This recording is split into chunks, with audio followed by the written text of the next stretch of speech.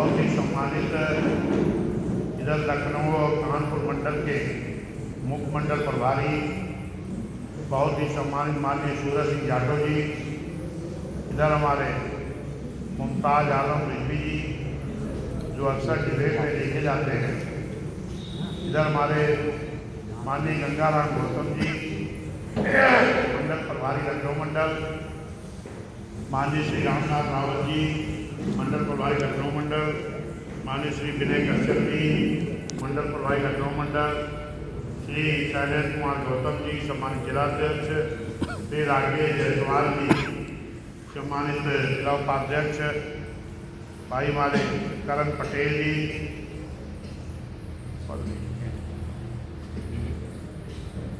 करण पटेल जी हमारे जिले के महासचिव हैं, जिला सचिव भाई पारस अम्बेडकर जी, जिला खजांची श्री कायम राजा जी, जिला कार्यकारिणी के सदस्य श्री कुट्टीलाल वर्मा जी। आज बनाया जाएगा। अच्छा, आज ही बनाया जाएगा। जी जी। तो भाई तालिबान स्वागत भी करते जाओ। ये पहले स्वागत करो जिला गौतम जिले के उपाध्यक्ष भाई राकेश जायसवाल जी, जिला महासचिव करण सिंह पटेल जी, जिला सचिव भाई पारस अम्बेडकर जी, भाई जिला खजांची श्री कायम राजा जी, कायम राजा जी आ नहीं पाए सर, आए नहीं सर, जिला कार्यकारिणी के सदस्य कुट्टीलाल वर्मा जी, जिला कार्यकारिणी के सदस्य शेरा रावत जी, शेरा रावत जी का मैं स्वागत करता हूं। कौन से वाले? जिला बीपीएफ संयोजक प्यारेलाल भारती जी, जिला संयोजक बामसेव आर के बबन जी,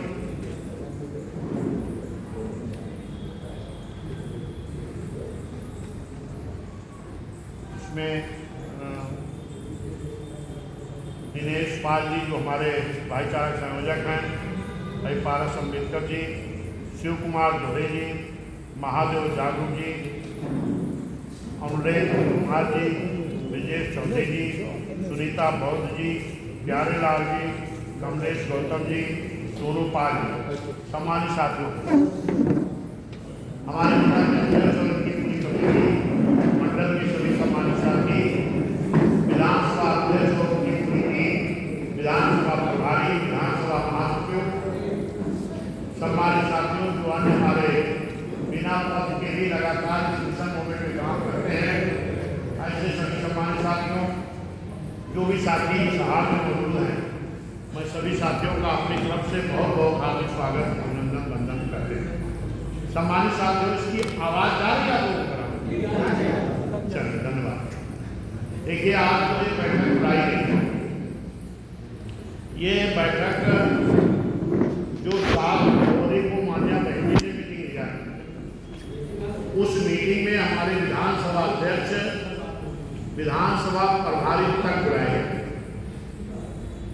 और जिस तरीके से मान्या बहनी ने सभी साथियों को जिम्मेदारी देने का काम किया है, अगर हम सभी लोग बहन के निर्देशों का यदि पूरी तरह पालन कर लें तो सरकार बनने की गारंटी हो जाए। लेकिन हमें काम करना पड़ेगा। बहन की एक रणनीति के तहत ये बैठक बुलाई गई, विधानसभा अध्यक्ष प्रभारी जो प्लानिंग बहन ने किया है। बहन की प्लानिंग क्या है कि हमारे हर विधानसभा में 2 टीम काम करेगी। एक टीम विधानसभा अध्यक्ष की अगुवाई में बनेगी, एक टीम विधानसभा महासचिव की अगुवाई में बनेगी। एक टीम का संरक्षक एक प्रभारी होगा, दूसरी टीम का संरक्षक दूसरा प्रभारी होगा।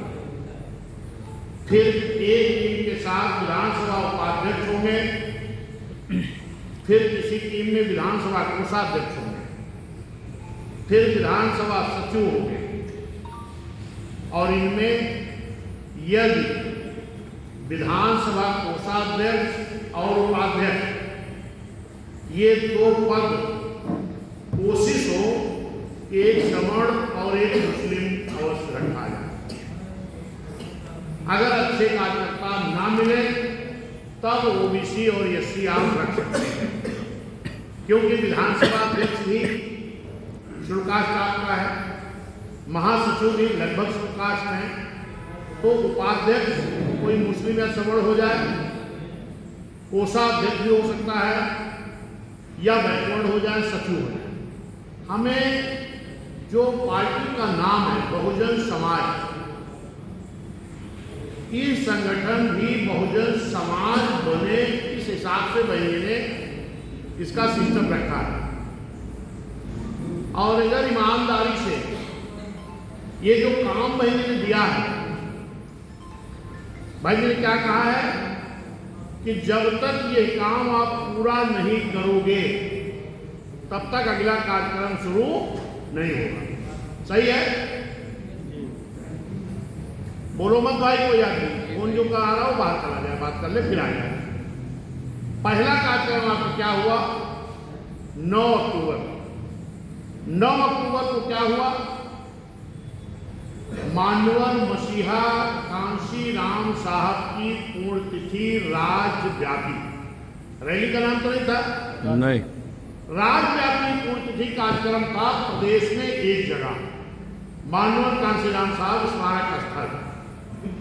लेकिन मैं आपको धन्यवाद देता हूं, बधाई देता हूं कि मेरे कार्यकर्ताओं ने, जहां मेरे पास विधायक नहीं है, मात्र एक विधायक उमाशंकर सिंह, मेरे पास कोई लोकसभा में नहीं है, ना कोई लोकसभा विधानसभा का चुनाव हो रहा, इसके बाद भी बहुजन समाज के जिम्मेदार साथियों ने, कार्यकर्ताओं ने, पदाधिकारियों ने अपनी जेब की गाड़ी कमाई का पैसा लगा करके इस लखनऊ के भरने का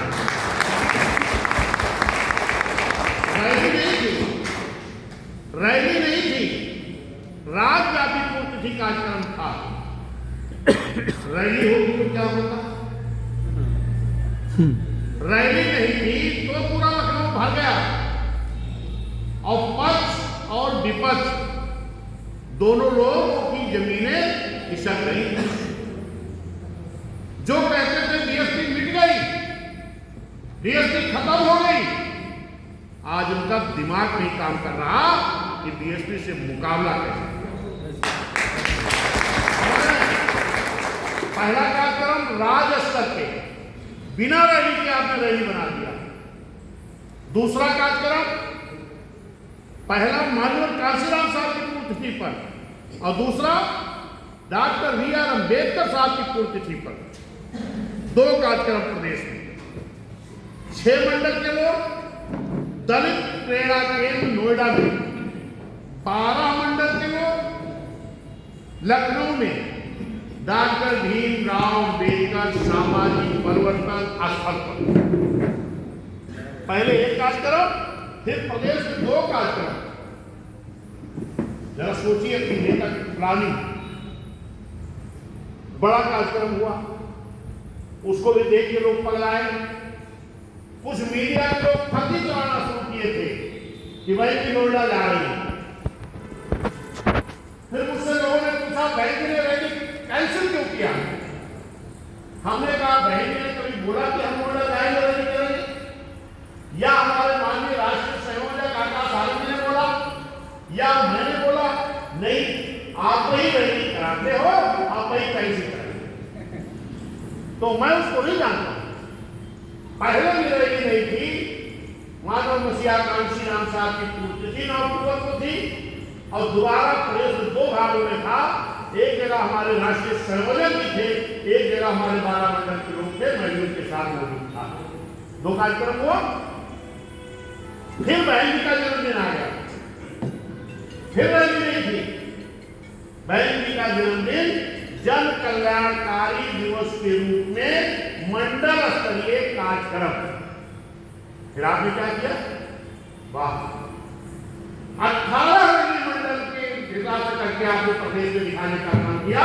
इतनी 18 रैली लोगों का दिमाग चढ़ गया, करे बाप एक रैली प्रदेश में, फिर 2 जगह, फिर ये तो बसपा का 18 रैली हो गई जो हम लोगों को पता तक नहीं चला। सही है कि गलत? अब मैंने क्या प्लानिंग किया? प्रतिदिन अभी संगठन समीक्षा हुई, हमारे कुछ साथियों ने कुछ लोगों की तरफदारी में कहा कि टीचर हैं, पढ़ाएंगे भी, काम भी करेंगे। देखो अब मौका नहीं है, अब चुनाव नजदीक आ गया है। मैं अपने जिम्मेदार साथियों से कह रहा हूं, सरकार बनेगी तब भी हमारा आपका मान सम्मान स्वाभिमान और अगर अब सरकार बनानी है तो पद रहे या ना रहे, काम जिम्मेदारी से करना है।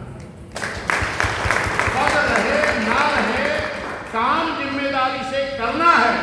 लेकिन अगर पद है तो जो बहन जी ने, मान्या बहन जी ने हमको काम दिया है, वो प्रतिदिन का काम मिला है, प्रतिदिन का। बाइतफाक किसी को कोई जरूरत पड़ गई तब भी कार्यक्रम होगा। 2 पोलिंग बूथ की बैठक विधानसभा अध्यक्ष की अगुवाई में डेली होगी। उनके साथ कौन लगा है? विधानसभा प्रभारी और विधानसभा के अन्य भी लोग होंगे, और जिले का कोई पदाधिकारी भी विधानसभा में होगा। मंडल के लोग भी हमारे, रावत जी को जगा दीजिए, मंडल के प्रभारी भी हमारे विधानसभाओं में होंगे। जरा ध्यान से सुनो, मैं भी हूं, माननीय सूरज सिंह जी भी हैं, माननीय हमारे नौशाद अली जी भी हैं। मैं खुद ही शुरू कर रहा हूं।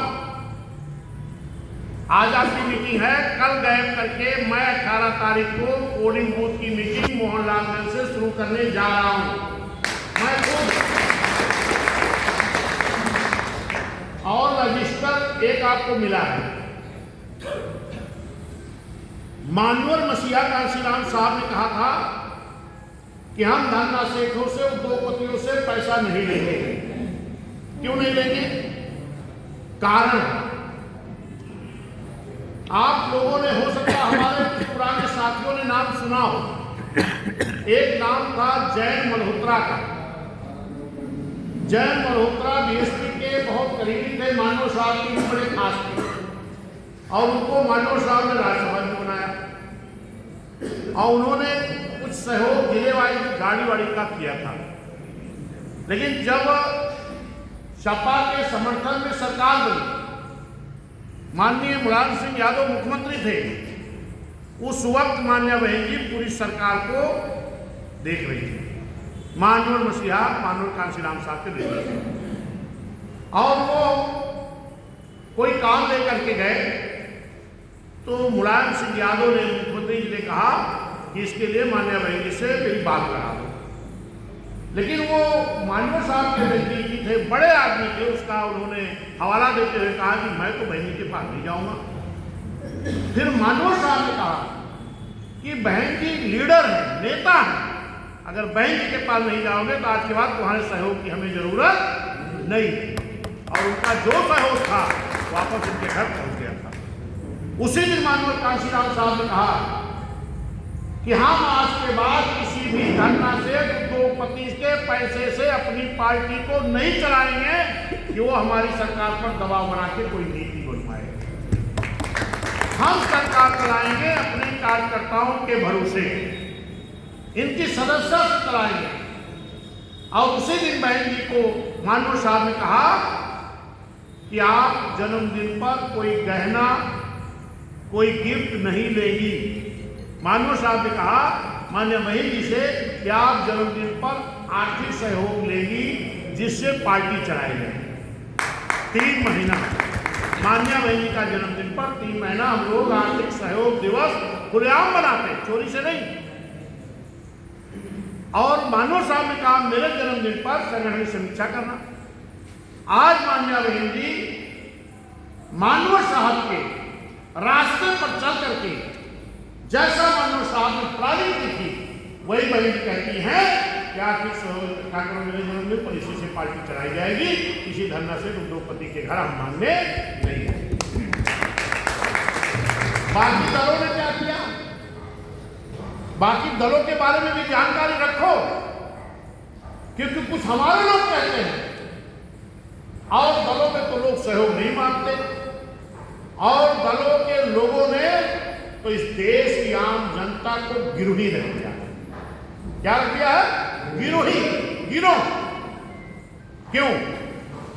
भारतीय जनता पार्टी ने भी इलेक्ट्रॉल बॉन्ड के माध्यम से बिल्कुल लगभग 6,400 करोड़, एक आध दो करोड़ नहीं, 6,000, लगभग 6,400 करोड़ कांग्रेस ने भी लिया, सपा ने भी लिया। जितने इस देश में दल हैं सारे लोगों ने इलेक्ट्रॉल बॉन्ड के माध्यम से चंदा लिया है। इसको आप सर्च कर सकते हो गूगल पे। किससे लिया गया? ये पैसा लिया गया इस देश में रहने वाली आम जनता की उपयोग की वस्तु को, जो मैन्युफैक्चरिंग करता है, जो तैयार करता है, बनाता है। कौन करता है? इस देश का उद्योगपति और धरना से। जब इस देश की आम जनता के उपयोग की वस्तु को मैन्युफैक्चरिंग करने वाला पक्ष और विपक्ष को चंदा दे दिया, तो ये काहे बोलेंगे? आज की महंगाई है, ना कोई सदन के अंदर बोल रहा, ना बाहर बोल रहा। अगर कोई बोल रहा है तो बहुजन समाज पार्टी बहन तुम्हारी मारनी थी और पार्टी। जानते क्यों? हमने उनका सहयोग नहीं दिया। अगर उद्योगपतियों ने सहयोग दिया है आपको, तो आप जरा गौर करके देखिए कि जो बाइक आपको 35-40 हजार मिल जाती थी, 1 लाख के नीचे कोई बाइक नहीं है। दवा कितनी महंगी हो गई, किताबें कितनी महंगी हो गई, शिक्षा कितनी महंगी हो गई। हर वस्तु, आपके उपयोग की वस्तु सब महंगी हो गई, क्योंकि इस देश के जितने राजनीतिक दल हैं, ये धरना सेठ उद्योगपतियों से करोड़ों के हिसाब से चंदा लिए हैं। जीएसटी ने नहीं दिया। हमने कहा कि जीएसटी आई तो महंगाई कम हो जाएगी, तो लोगों ने कहा कौन सी जादू की छड़ी है? हमने कहा हाँ, बहन जी के हाथों में जादू की छड़ी है। जिस दिन बहन जी आएंगी उस दिन अपराध कम हो जाएगा। वो जादू की छड़ी है कि बहन जी कानून का राज चलाएंगे। जिस दिन बहन जी आएंगे उस दिन महंगाई कम हो जाएगी, क्योंकि बहन जी किसी धरना सेठ उद्योगपतियों से धन लेकर के अपनी जनता को गिरवी नहीं रखा। समझ रहे कि नहीं? अगर आप सत्ता बनाना चाहते हो तो हमें आपको सहयोग भी करना पड़ेगा, मेहनत भी करनी पड़ेगी, और अपने मन से नेगेटिविटी भी बाहर करनी पड़ेगी, पॉजिटिविटी लानी पड़ेगी। कुछ लोग आपके मन में खाली नेगेटिविटी ही भरते रहते हैं। प्लानिंग के तहत वो आपके अंदर नहीं आनी चाहिए। अभी हमने अपने जो सहयोग के लिए रजिस्टर दिया गया है, विधानसभा अध्यक्ष, विधानसभा महासचिव को, प्रभारी लोगों को, मैं अपने इस लखनऊ जनपद के सभी जिम्मेदार साथियों को बहुत बहुत धन्यवाद देता हूं, आभार प्रकट करता हूं कि इन्होंने पहले अपना नाम सहयोग में लिखा, तब दूसरे के पास जाए। जानते हो, जब आप किसी के पास जाओगे और कहोगे भैया मैं तो खुद सहयोग भी करता हूं, देखो रजिस्टर में मेरा नाम लिखा है और करता हूं, तो आदमी सोचेगा हाँ यार बात तो सही है। अगर ये आदमी रात दिन मेहनत भी कर रहा, सहयोग भी किया है, तो हमें भी सहयोग करना चाहिए। सही है कि गलत है? ये हमने ऐसे नहीं कराया आपसे। बहन जी के हमको निर्देश दिया है, हर 10 तारीख को जिलाध्यक्ष जी, हर 10 तारीख को, 20 तारीख को और 30 तारीख को जितने रजिस्टर जिसके पास हैं वो रजिस्टर लेकर के प्रभारी या अध्यक्ष, दोनों लोग साथ चल रहे हैं। अगर मान लो अध्यक्ष को कोई दिक्कत है तो उनका प्रभारी लेके आ जाए, महासचिव दिक्कत है उनका प्रभारी लेके आ जाए। यही कार्यालय पर वो रजिस्टर लेके आएंगे और जो काम किए हैं, पोलिंग वाइज मीटिंग जो सहयोग रहेगा, यहीं पर रजिस्टर उनका अध्यक्ष जी चेक करके और उस पर जहां तक सहयोग रहेगा लाइन मार देंगे और लिखेंगे प्राप्त किया सहयोग, रिसीव भी कर लेंगे, जमा कर देंगे, फिर आगे आप काम शुरू कर दो। एक भी पैसे का हिसाब कभी गड़बड़ नहीं हो सकता, ना कम ज्यादा होगा। और अगर मान लो किसी की विधानसभा दूर है तो जो हमारे जिम्मेदार साथी लगे हैं ये 10 तारीख को उनकी विधानसभा में जाकर के वहीं से रिसीव कर लेंगे। क्यों सूरज सिंह भाई साहब सही रहेगा? अगर दूर की विधानसभा लोग वाली दिक्कत है तो वो ला करके अध्यक्ष जी को रिसीव करा देंगे, ये सहयोग होगा। और 2 पोलिंग की मीटिंगें बहन ने कहा है। अब ये कैसे करोगे? अध्यक्ष के पास भी कितने सेक्टर है ये क्लियर हो गया, महासचिव के पास कितने सेक्टर ये भी क्लियर हो गया। उसी रजिस्टर में लिख के चिपका देना है और उसके साथ में एक रजिस्टर कार्यवाही रजिस्टर रहेगा। क्या रहेगा? कार्यवाही रजिस्टर। प्रतिदिन 2 मीटिंग होगी अध्यक्ष की अगुवाई में और 2 मीटिंग होगी महासचिव की अगुवाई में। प्रभारी दोनों के साथ होंगे, दोनों लोगों के। और जो मीटिंग होगी, बात मत करो भाई, जो मीटिंग होगी वो कहां होगी? पोलिंग बूथ पर। कहां होगी? पोलिंग बूथ पर। चाहे आप उसको पोलिंग बूथ कह लो और चाहे एक ग्राम सभा कह लो। किसी पोलिंग बूथ पर एक ही बूथ होगा, किसी पोलिंग बूथ पर 2 बूथ, 3 बूथ, 4 बूथ, 5 बूथ भी हो सकता है। ठीक है? तो एक पोलिंग बूथ की मीटिंग विधानसभा अध्यक्ष शुरू करेंगे कल से ही। कब से? कल से। और महासचिव भी। दूसरे गांव के लोगों को उसमें नहीं आना है। ये नहीं करना कि हमें एक दिन तैयारी का मौका चाहिए। आप किसी पोलिंग पर पहुंच जाओ और वहां अपने जिम्मेदार साथी को इकट्ठा करो और खुद ही गांव में अगर हमारा विधान वहां का जो पुराना कार्यकर्ता या नया कार्यकर्ता उसको अगर फोन से बात हो गई है और डेट इसकी लगा लो 1 से लेके 9 तक 10 को हिसाब करना है आपको, 11 को जमा होना है। फिर 10 को आप जमा कर दिए, फिर 11 से लेके 19 तक, फिर 20 को जमा कर देना है। अगर ये आप मीटिंग करने लगे तो या तो ये मीटिंग अभी से लगा लो। विधानसभा अध्यक्ष प्रभारी क्या तारीख तक? आज क्या तारीख है? 16 तारीख है। तो 16, 17, 18, 19 3 दिन की लगा लो अभी। फिर 20 को आपको हिसाब देना है, 21 को जमा होना है। ठीक है? अभी 3 दिन का लगा लो। अगर 3 दिन में आप 2-2 मीटिंग किए तो एक विधानसभा में 12 मीटिंग हो जाएगी। कितनी होगी? 12। विधानसभा अध्यक्ष से करेगा, महासचिव से करेगा। गांव में जाओ, लोगों को इकट्ठा करो। गांव में जाओ, लोगों को इकट्ठा करो किसी के द्वार पर, और उस गांव के जिनको पदाधिकारी बनाना है वो भी रहें। कोशिश करो हर जाति के लोग आए, हर समाज के लोग आए। एक गांव की जो मीटिंग होगी, एक पोलिंग बूथ की मीटिंग होगी, वहां कम से कम कोशिश करो 150-200 लोग रहे। कितने लोग?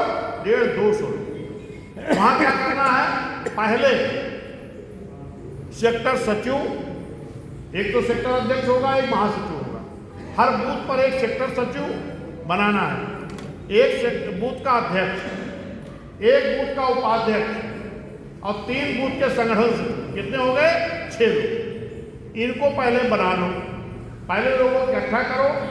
फिर जो आपके कार्यक्रम में आए थे 9 अक्टूबर को, 6 दिसंबर को, 15 जनवरी को, इसके लिए उनको धन्यवाद दो कि आपने कार्यक्रम सफल कराया, सहयोग किया, आए। फिर उनकी कमेटी बना लो, फिर उनको सदस्य बना लो, कमेटी बना लो, सदस्य बना लो। फिर उसके बाद उनका मोटिवेशन करो,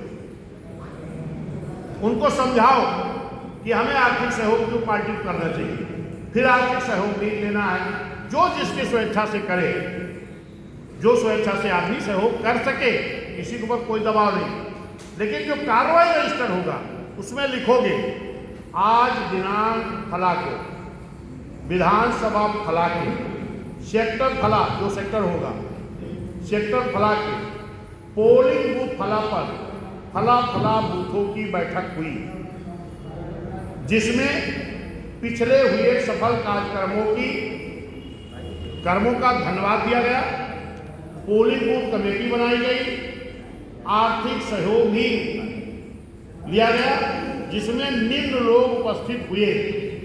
फिर जितने लोग उपस्थित होंगे उनकी दस्तखत होगी, और दस्तखत जो कराइए तो उसमें जो विधानसभा, मान लो जिले का कोई गया या मैं गया और मैं दस्तखत करूंगा, वही कोऑर्डिनेटर गए हैं वो दस्तखत करेंगे। बोलो मत भाई, इसको समझ लो। अगर हमें सरकार बनानी है तो प्लानिंग जो भाई ने किया उस पर काम भी करना पड़ेगा। नहीं करोगे तो ये मजाक नहीं है। ये जो दुश्मन आपके हैं कितने सतर्क हैं इसे लड़ने के लिए, आपको फिर प्लानिंग से काम करना पड़ेगा। मैं अगर आया हूं तो मैं दस्तखत करूंगा, जो कोऑर्डिनेटर गया वो दस्तखत करेगा, जिले का कोई गया वो दस्तखत करेगा, और उसके बाद विधानसभा का प्रभारी दस्तखत करेगा उसका रजिस्टर में, फिर विधानसभा का अध्यक्ष या महासचिव, फिर सेक्टर अध्यक्ष, सेक्टर का महासचिव। कौन लोग बोल रहे हैं भाई? भाई चुप हो जाओ। आप बैठे हो, कहाँ जाते हो? बैठ जाओ। फोन पे क्यों बात करो, फोन पे बात करो। फोन बाहर बात कर लो भाई, गड़बड़ होता है। बैठिए। फिर उसमें दस्तखत जो होगी पद सहित होगी, ध्यान रखना। सेक्टर अध्यक्ष दस्तखत कर रहा है तो लिखेगा रामनाथ सेक्टर अध्यक्ष फला, फिर सेक्टर महासचिव विश्वनाथ सेक्टर महासचिव फला सेक्टर, फिर जो आपने बनाया कमेटी ना तो दस्तखत तो होगी, तो सेक्टर सचिव पोलिंग बूथ नंबर फला, फिर बूथ अध्यक्ष नाम फला, बूथ अध्यक्ष नाम जो होगा, बूथ उपाध्यक्ष नाम, संगठन सचिव, उसको अपना पद भी याद होगा, है पद भी याद होगा। और उस मीटिंग में जितने पदाधिकारी बनेंगे, कोशिश हो अगर माला आप लाए हो तो माला मुझे मत पहनाओ। जब मैं अध्यक्ष बना तो आप लोगों ने माला पहना के स्वागत किया कि नहीं? किया था ना? आगे अगर आज हमारा बूथ अध्यक्ष बन रहा तो उसको माला पहना स्वागत कौन करेगा? कौन करेगा? बहुत बढ़िया। तो उसका भी माला पहना के स्वागत करो। बूथ सेक्टर अध्यक्ष का, सेक्टर की कमेटी का, बूथ सेक्टर सचिव का, बूथ अध्यक्ष का, बूथ उपाध्यक्ष का, बूथ के संगठन सचिव का माला पहना के स्वागत करो। उसके गांव के लोग भी देखें, इसका भी सम्मान करो। क्यों? क्यों? क्योंकि उसी के बल पर तो हमें बूथ जीतना है, उसी के बल पर तो बूथ जीतना है। अगर उसको आपने सम्मान नहीं किया, उसकी वैल्यू उसके गांव में नहीं बढ़ाई, तो उसकी बात कौन सुनेगा? हैं? और फिर आप वहां पर बहन जी के सरकार में किए गए कार्यों की तारीफ करो, कार्यों को बताओ। जितना काम मान्या बहन जी ने किया है, अगर उतना काम आप बताना शुरू कर दो, किसी भी दल का लीडर आपके सामने खड़ा नहीं हो सकता, कुछ खड़ा नहीं हो सकता। उन कामों को बताना है आपको। अभी हमने देखा कल कुछ लोग ज्वाइन किए समाजवादी में। हम मीडिया के लोग क्या दिखा रहे हैं? बसपा के पूर्व मंत्री शामिल हुए, और वो बसपा से कब निष्कासित कर दिए गए मालूम है? 8 साल पहले। जिनको 8 साल पहले बहुजन समाज पार्टी ने बाहर कर चुकी है, निकाल चुकी है, उनको भी हमारे मीडिया वाले दिखा रहे हैं बसपा के पूर्व मंत्री ने समाजवादी शामिल हुए। इतना गलत प्रचार लोग करते हैं। एक मीडिया भाई ने हमसे पूछा कि भाई आपके यहां तो सारे नेता पार्टी छोड़ चले जा रहे हैं। हमने कहा आपको कौन बता दिया कि बीएसपी नेताओं की पार्टी है? वाह, आपको किसने कहा कि बीएसपी नेताओं की पार्टी? बहुजन समाज पार्टी कार्यकर्ताओं की पार्टी है। मानवर मसीहा कांशीराम साहब मान्या बहन जी ने बहुजन समाज पार्टी रूपी एक नर्सरी तैयार की। बीएसपी बनाने की जरूरत क्यों पड़ी? अगर इस देश में तमाम दल थे। और पढ़ना कब शुरू हुआ? 1952 में। बीएसपी गठन कब हुआ? 1984 में। 32 साल बाद बीएसपी को बनाने की जरूरत पड़ी। क्यों?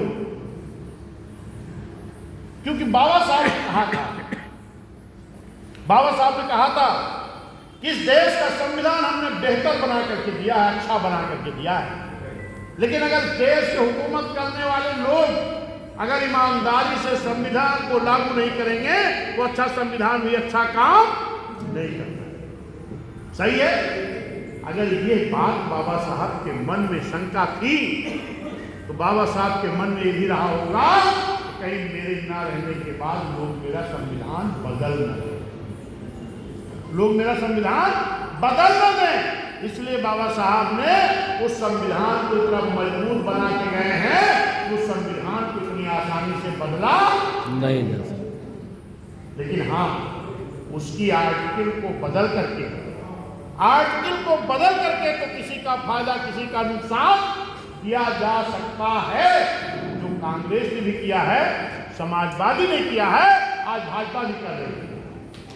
भाजपा बाबा साहब ने संविधान की आर्टिकल को बदल करके ही सेम जहां पर हमारे SC ST OBC को बाबा साहब ने आरक्षण दिया है, आज उन विभागों को खत्म करके प्राइवेट किया जा रहा है। संविधान की आर्टिकल को बदल करके अब आप बताओ, अगर ये सरकारी जो व्यवस्था है, जो विभाग है, बदल जाएगा तो आपका आरक्षण क्या प्राइवेट में है? तो भाजपा के लोग चिल्लाते रहेंगे, मैं आपका संविधान नहीं बदलूंगा, मैं आपका आरक्षण नहीं बदलूंगा। लेकिन जब आर्टिकल को बदल करके आपके सरकारी विभाग ही नहीं बचेंगे तो आरक्षण कहां बचेगा? सावधान रहना है इनसे। अगर इन बातों को हम अपने लोगों को समझाने में कामयाब हुए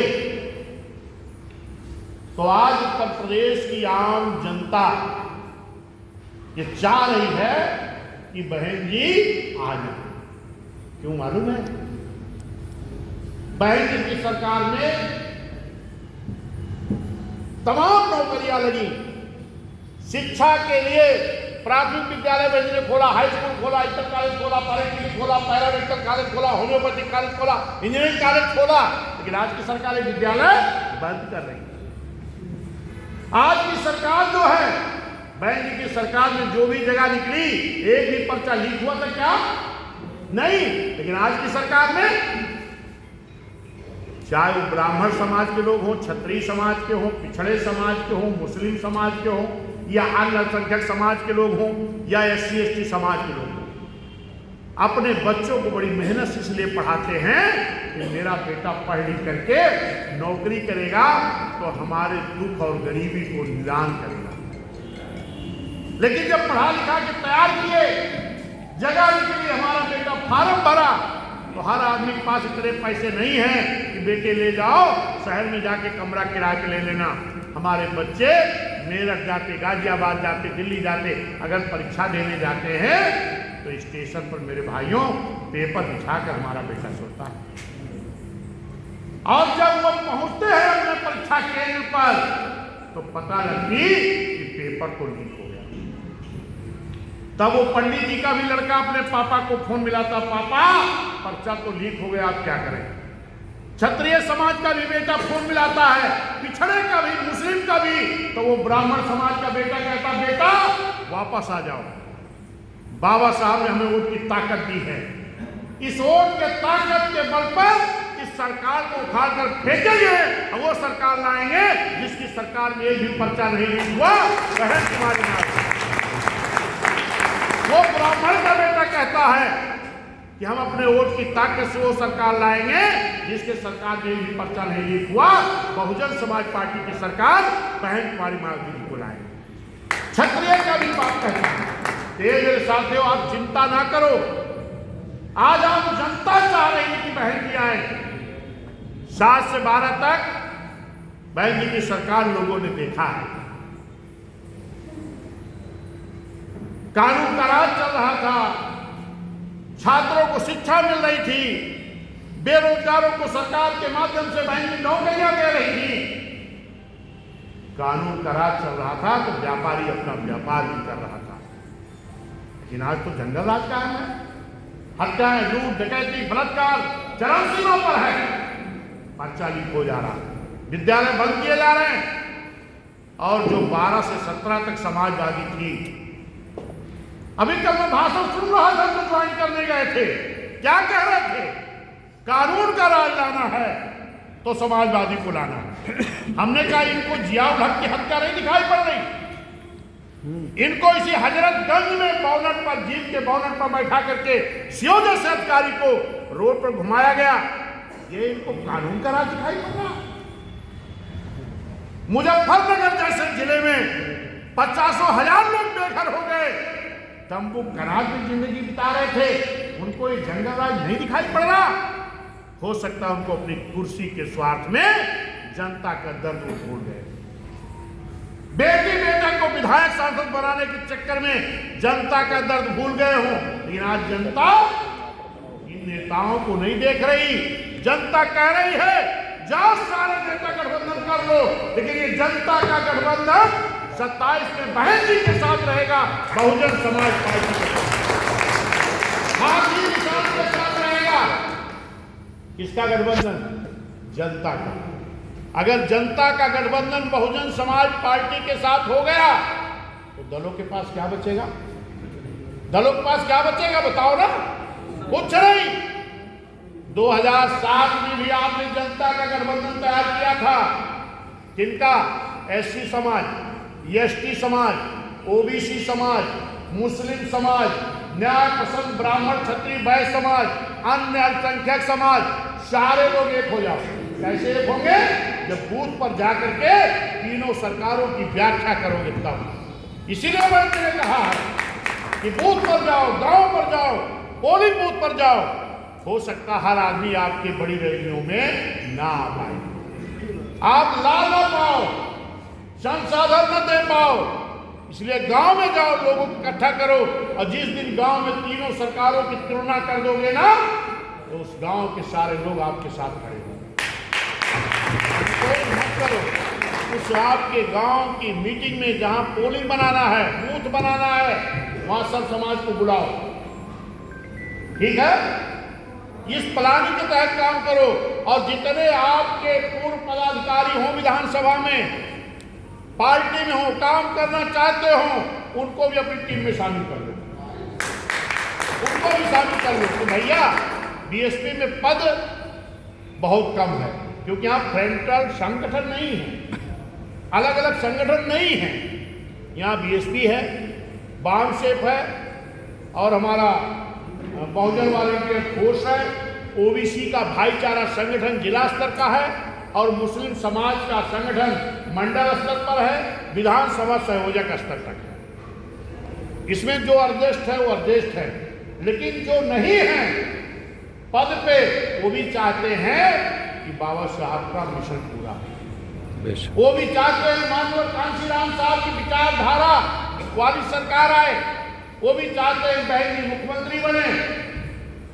जब गांव गांव में जाओगे ना, तो तमाम लोग आपसे कहेंगे क्या हो अध्यक्ष जी बड़ी मेहनत करत हा, तो आज प्रत्याशी के है? कह हमारी पार्टी के कंघा केतली और कैंची और निशान नहीं है रखबा।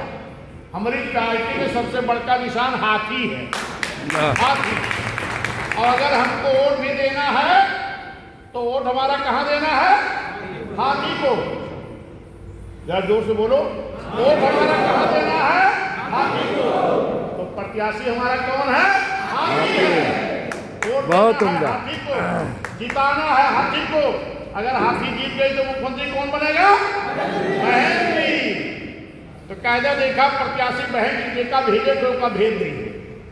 जे भी प्रत्याशी आए वो का हम अपनी हाथी पे बैठा देंगे, लेकिन वोट हमें दिए थे तो हाथिये पे। हमारे एक विधानसभा में 6 पदाधिकारी सेक्टर सचिव सहित हो गए एक बूथ पर, 6 और 400 बूथ के आसपास लगभग है, कुछ कम कुछ ज्यादा, 2400 और सेक्टर महासचिव, सेक्टर अध्यक्ष, विधानसभा करीब 3000 कार्यकर्ता हम भाई। तो हम प्रत्याशी के इंतजार कर हैं? हम 3000 कार्यकर्ता मेहनत करके हाथी के करीब बटन दबावे की व्यवस्था करे हुए कि जेका भी बहन भेजी है उसको जिता करके हम विधानसभा भेजेंगे। जो बहन जी को समर्थन करे, जो बहन जी को समर्थन करे, तमाम लोग ऐसे भी आएंगे, कहेंगे हम और बहा बिरादरी है, हम और बहा रिश्तेदार है। कहता लेकिन हाथिया तो ना लाए है, हाथी तो नहीं लाए हो, बिरादरी हो, रिश्तेदार हो, दोस्त हो, 4 किलो खाना खा लो, लेकिन वोट वही जाएगा जो हाथी लेके आए। बहुत उम्दा। तभी तो बहन जी बनेगी, तभी तो बहन जी मुख्यमंत्री बनेगी। जिस हम झंडे में हाथी होगा वही हमारा, जरा जोर से दोनों हाथ उठा के, जिस झंडे में हाथी होगा हमारा साथी होगा, जिस झंडे में हाथी होगा वही हमारा साथी होगा। ये बात भी हाथी जिताएगा, बहनी मुख्यमंत्री बन गई है, प्रत्याशी फिक्र छोड़ जाए। ठीक है, आज के बाद यही तैयारी करो, अपना अपना बूथ करो जोर से बोला, करो मजबूत, करो मजबूत, करो मजबूत, अपना अपना बूथ, अपना अपना बूथ, करो मजबूत, करो मजबूत। अपना अपना बूथ मजबूत करो और हाथी के जितावे की व्यवस्था करो, सरकार आपकी बनेगी। पूरे गारंटी के साथ मैं कह रहा हूं, स्टाम्प पर लिख के रख लो, 27 में कोई और नहीं, मुख्यमंत्री शेरी बहन कुमारी मायावती बनेगी, जगन जी बनेगी, कोई और नहीं। ये 38 दल के लोग इकट्ठा हुए थे ना भाजपा के साथ, 28 दल के लोग इकट्ठा हुए थे कांग्रेस समाजवादी के साथ। अब क्या कहते हैं, बीएसपी कमजोर हो गई, बीएसपी कमजोर हो गई। बैसाखी की जरूरत किसको पड़ती भाई, बैसाखी की जरूरत किसको पड़ती है, कमजोर लोगों को। अब कमजोर हमें बता रहे हो, अगर है हैसियत तो आ जाओ मैदान, लड़ लो अकेले अकेले, सबकी हैसियत पता लग जाएगी। बहन कुमारी मायावती जिंदाबाद, जिंदाबाद। बड़े बहादुर बन रहे हो तो लड़ लो अकेले अकेले। जरा बताओ, दल अलग अलग क्यों बनते हैं, दल अलग अलग क्यों बनते हैं, क्योंकि अलग अलग विचारधारा होती है। अगर सबकी विचारधारा एक होती तो दल बनाने की जरूरत क्यों पड़ती। दल अलग अलग इसलिए हैं कि अलग अलग लोगों की विचारधारा है, लेकिन कुर्सी के लिए विचारधारा को लात मार के 38 दल इकट्ठा हुए। कहा बड़ा बहादुर है, आज कार्यकर्ताओं को इकट्ठा कर लो, इनकी बहादुरी का पता लग जाएगा।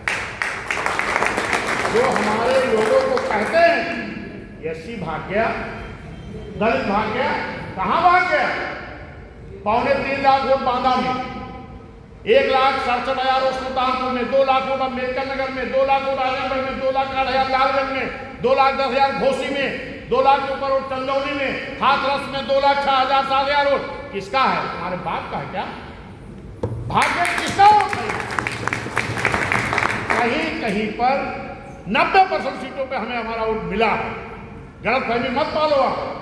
कहीं कहीं पर हो सकता है कुछ हमारे कैंडिडेट कमजोर मिल गए हों, वो खुदे ने प्रचार किए हों, बाइक कहीं कहीं, बाकी आपका वोट आपके साथ खड़ा है। अगर नहीं खड़ा होता तो इतनी बड़ी रैली नहीं कर पाते। और जो बेचारे कहीं भटक ही गए थे, कैसे भटक गए थे, एक ने कहा 400 पार ले आओ, संविधान बदल देंगे, एक ने कहा हम संविधान बचाएंगे। जब बाबा साहब ने पहले ही कहा है इस देश का संविधान हमने बहुत अच्छा बनाया है, लागू करने वालों की नीयत सही होनी चाहिए। इसी वक्त जब बाबा साहब ने कहा कि मुझे ये शंका है कि कहीं लोग मेरे न रहने के बाद संविधान बदल न दें, उसी वक्त बाबा साहब ने इतना मजबूत संविधान बना के गए जितनी आसानी से बदला नहीं जा सकता। लेकिन हाँ, बाबा साहब ने ये भी कहा था, अक्सर आप तस्वीर देखते हो ना, एक हाथ में संविधान और दूसरे हाथ से इशारा, ये तो तस्वीर होती है। जी जी। बाबा साहब क्या कह रहे हैं, बाबा साहब कह रहे हैं बड़ी मेहनत से हमने इस संविधान में आपको करता है, बड़ी मेहनत से। अगर इस वोट का आपने सही उपयोग कर लिया तो इस देश की प्रधानमंत्री की कुर्सी पर बहुजन समाज का कब्जा होगा। और जब तक इस देश की हुकूमत बहुजन समाज के हाथ में नहीं होगी, तब तक बाबा साहब का बनाया हुआ संविधान ईमानदारी से लागू नहीं होगा। ये बाबा साहब, और इस बात को लेकर के माननीय और मसीहा कांशीराम साहब, माननीय भैया ने बहुजन समाज पार्टी बनाई है। फिर आपसे हम बात करेंगे, समय ज्यादा हो रहा, दूर से आप लोग आए हो, क्यों बनानी पड़ी बीएसपी, क्या कारण था कि लोग समर्थन तो देते थे 4 महीने में फिर गिरा दिया करते थे, क्या कारण था फिर समर्थन देते थे 6 महीना में गिरा दिए, क्या कारण था 16 महीना में फिर गिरा दिए, कारण बताएंगे बाद में। लेकिन उत्तर प्रदेश की जनता ने देखा कि अगर बहन जी सही काम कर रही तो इनकी सरकार गिराई दी जा रही। इसीलिए 2007 में आम जनता ने आपको सहयोग करके नूर मोहम्मद की सरकार बनाई। भाई जी ने क्या कहा, कोई गठबंधन नहीं करेंगे, किसी से नहीं करेंगे, क्योंकि कोई अपना वोट ट्रांसफर नहीं करा पाता है। जरा आप देखो, क्योंकि 92 में सपा से गठबंधन हुआ, 92 में सपा से गठबंधन हुआ, कितनी सीट आई थी? 67। फिर 96 में कांग्रेस से हुआ, कितनी सीट आई? 67। फिर 2002 में गठबंधन किसी से नहीं हुआ, कितनी सीट आई? 100। फिर 2007 में किसी से गठबंधन नहीं हुआ, कितनी सीट आई? 206। नूर मोहम्मद की सरकार बनी। काहे चक्कर पड़े मेरे भाई हैं? बहुत लोग अकल देते रहते, भाई जो गठबंधन कर लेते भाई, ज्यादा अनुभव हमें तुम्हें ना है, हमें आपको भाई से ज्यादा अनुभव नहीं है। हमें अपनी नेता को बात को मानना चाहिए, बाकी गठबंधन जब करना होगा, जो होगा वो हमारी नेता जाने। हम एक चीज कह रहे हैं, भाई जिन्हें अकेले दम पर लड़ेंगे, जनता गठबंधन तैयार करो, अकेले सरकार बनाओ। ये बड़ी रिकॉर्ड को देखो तो लोग क्या कहेंगे, अरे बड़ा बड़ा 10 बिना गठबंधन नहीं आवत है, वो खत्म हो चुका है, खाली हमारी पूरी नादानी जिंदा है। आज अपनी कामयाबी तुरंत उसमें मिल जाएगी जिस दिन आप खाली थोड़ा सा एक्टिव हो जाओ। तो साथियों, बात समझाते समझाते भाषण की तरफ चली गई, क्योंकि आप लोग सुन रहे थे, हम बोल रहे थे। लेकिन सही काम है कि कल से 2 पोलिंग की मीटिंग विधानसभा अध्यक्ष की अगुवाई में, 2 महासचिव की अगुवाई में शुरू होनी चाहिए। ठीक है, चालू हो जाएगी ना? आप सब लोग नहीं उठाओ कहा, कल से मीटिंग चालू होनी चाहिए। और रजिस्टर हम कार्यवाही का मंगाएंगे।